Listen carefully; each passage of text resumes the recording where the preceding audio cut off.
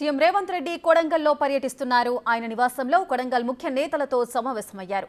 ఎన్నికల సమన్వయ కమిటీలపై ప్రధానంగా చర్చిస్తున్నట్లు తెలుస్తోంది. ఉమ్మడి మహబూబ్ నగర్ జిల్లాలోని 2 ఎంపీ స్థానాల్లో గెలుపునకు పాటించాల్సిన వ్యూహాలపై ముఖ్య నేతలకు దిశానిర్దేశం చేస్తున్నారు సీఎం.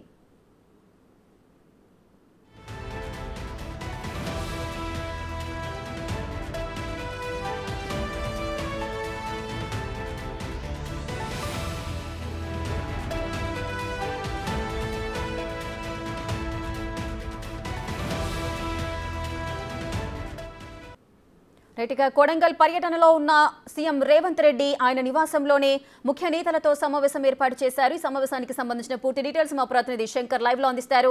రైట్ శంకర్, చెప్పండి, ఈ సమావేశంలో ఎవరెవరు పాల్గొన్నారు, ఎటువంటి మార్గనిర్దేశకాలు జారీ చేస్తున్నారు? ఇప్పటికే సీఎం రేవంత్ రెడ్డి తన నివాసానికి చేరుకున్నాడు. ఇక్కడ రేవంత్ రెడ్డి నివాసంలో పూర్తి స్థాయిలో లోపల సమన్వయ కార్యకర్తలతో పూర్తిగా మాట్లాడుతున్నటువంటి పరిస్థితి కనిపిస్తుంది. ముఖ్యంగా ఈ యొక్క కొడంగల్ నియోజకవర్గానికి సంబంధించినటువంటి 8 మండలాలతో కూడా పూర్తి స్థాయిలో ఆ ముఖ్య నేతలతో వారు మాట్లాడుతున్నట్టుగా తెలుస్తున్నటువంటి పరిస్థితి కనిపిస్తుంది. ముఖ్యంగా ఉమ్మడి పాలమూరు జిల్లాకు సంబంధించినటువంటి 2 పార్లమెంటు సెగ్మెంట్లుగా ఉన్నటువంటి నాగర్ కర్నూలు, అదేవిధంగా మహబూబ్నగర్ సెగ్మెంట్ కు సంబంధించి ఓవరాల్ గా దీంతో పూర్తి స్థాయిలో వాళ్ళ లోపల సమీక్ష సమావేశాలు నడుపుతున్నారు. ముఖ్యంగా దీనికి సంబంధించి ఇప్పటికే చాలా మంది నాయకులంతా కూడా కొడంగల్ రేవంత్ రెడ్డి నివాసానికి హాజరైనటువంటి పరిస్థితి కనిపిస్తుంది. ఓవరాల్ గా దీనికి సంబంధించి ఏది ఏమైనప్పటికీ పూర్తిగా పెద్ద ఎత్తున కార్యకర్తలంతా కూడా ఇక్కడికి రావడంతో ఒక్కసారిగా కొడంగల్లో తన నివాసం అంతా కూడా ఓవరాల్ గా పెద్ద ఎత్తున కార్యకర్తలతో నిండిపోయినటువంటి పరిస్థితి కనిపిస్తుంది.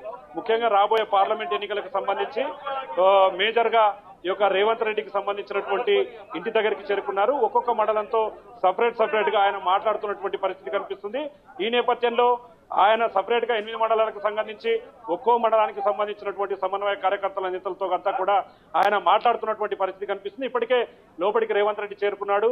ఓవరాల్ గా ఆయన వారితో మాట్లాడుతున్నాడు. మేజర్ గా మహబూబ్నగర్ పార్లమెంట్ సెగ్మెంట్ కు సంబంధించి ఇప్పటికే అభ్యర్థిగా ఉన్నటువంటి చల్లా వంశీచంద్రెడ్డి విజయం కోసం పూర్తి స్థాయిలో రాబోయే పార్లమెంట్ ఎన్నికల్లో పూర్తి స్థాయిలో క్షేత్రస్థాయిలో పనిచేయాలని చెప్పి కూడా నాయకులకు దిశానిర్దేశం చేస్తున్నటువంటి పరిస్థితి కనిపిస్తుంది.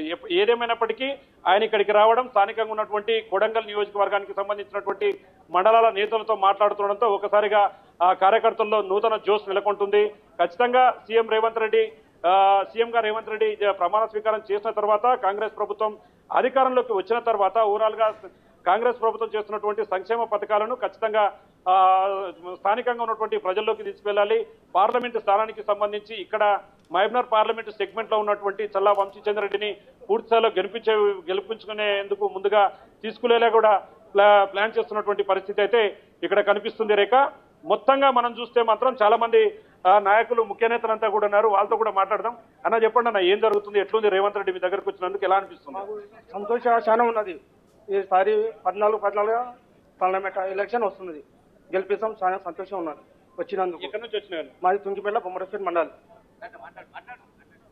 ఇంకా అంటే ఏం మాట్లాడుతున్నారు, ఏం చెప్తున్నారు? ఇంకా లోపలికి పోలే, ఇంకా పోవాలి లోపలికి. ఇంకా ఓకే, చూస్తున్నాం. అంటే మొత్తంగా ఒకరొకరిని నేరుగా సమయానికి లోపలికి పిలుస్తున్నారు. సపరేట్ గా మండలాల వారీగా వారితో చర్చిస్తున్నారు. రాబోయే పార్లమెంట్ ఎన్నికలకు సంబంధించి దిశానిర్దేశం చేస్తున్నటువంటి పరిస్థితి కనిపిస్తుంది. ముఖ్యంగా ఖచ్చితంగా ఈ యొక్క మహబూబ్నగర్ సంబంధించి సొంత నియోజకవర్గం, సొంత జిల్లా కావడంతోన ఇక్కడ ఉన్నటువంటి ఈ స్థానికంగా ఉన్నటువంటి ఈ నియోజకవర్గాల్లో ఈ 2 పార్లమెంటు స్థానాలను తాము కైవసం చేసుకునే విధంగా కూడా ముందుకు వెళ్తున్నటువంటి పరిస్థితి అయితే ఇక్కడ ఓవరాల్ గా కనిపిస్తుంది. రేఖ, రైట్ శంకర్, అయితే ముఖ్య నేతలతో సమావేశం ఎంతసేపు కొనసాగుతోంది? అదేవిధంగా సీఎం రేవంత్ రెడ్డిని చూడడానికి కూడా కొడంగల్ ప్రజలు, కార్యకర్తలంతా కూడా అక్కడికి తరలివచ్చారు. వారితో ఆఫ్టర్ మీటింగ్ ముచ్చటించే అవకాశాలు ఏమైనా ఉన్నాయా? ఎస్ రేఖ, ఖచ్చితంగా. అంటే 10 గంటల ప్రాంతంలో కూడా సీఎం రేవంత్ రెడ్డి తన సొంత నివాసానికి చేరుకున్నాడు. ఇక్కడికి ఆయన వచ్చే క్రమంలో కూడా 2 గంటల ముందు నుంచే పూర్తి స్థాయిలో పోలీసు బందోబస్తు తీసుకున్నారు. ఇక్కడ ఎలాంటి అవాంఛనీయ సంఘటనలు జరగకుండా పూర్తిగా పోలీసులు మిగతా తమ ఆధీనంలోకి ఈ ప్రాంతాన్ని తెచ్చుకున్నటువంటి పరిస్థితి కనిపిస్తుంది. 2-5 గంటల ప్రాంతంలో రేవంత్ రెడ్డి నేరుగా తన నివాసంలోకి చేరుకున్నారు. నేరుగా నివాసం లోపలికే వెళ్ళినటువంటి పరిస్థితి కనిపిస్తుంది. ఇక్కడ నివాసంలోకి తర్వాత ఈ యొక్క 8 మండలాలకు సంబంధించినటువంటి సమన్వయ కార్యకర్తలంతా కూడా ఇంటి బయట వెయిట్ చేస్తున్నారు. ఇప్పటికే గ్రౌండ్ లోపల కూడా దాదాపు 1000 మందికి పైగా సమన్వయ కార్యకర్తలంతా కూడా లోపల ఉన్నట్టుగా తెలుస్తుంది. దీనికి సంబంధించి ఇదంతా రిస్ట్రిక్షన్ గా విధించారు. మీడియాను కూడా లోపలికి అనుమతించే విధంగా లేదు. ఓవరాల్ గా ఇక్కడ ఉన్న వారందరినీ కూడా నియోజకవర్గంలో ఉన్నటువంటి ప్రధాన నాయకులు 15 మంది నుంచి 20 మంది నాయకులను పిలుచుకొని ఒక్కొక్కరితో నేరుగా ఆయన చర్చించే విధంగా కూడా దీన్ని ప్లాన్ చేసినట్టుగా తెలుస్తుంది. 2 గంటల నుంచి దాదాపు ఇప్పటి వరకు కూడా పూర్తి స్థాయిలో ఈ యొక్క మీటింగ్ అనేది లోపల కొనసాగుతూ వస్తుంది.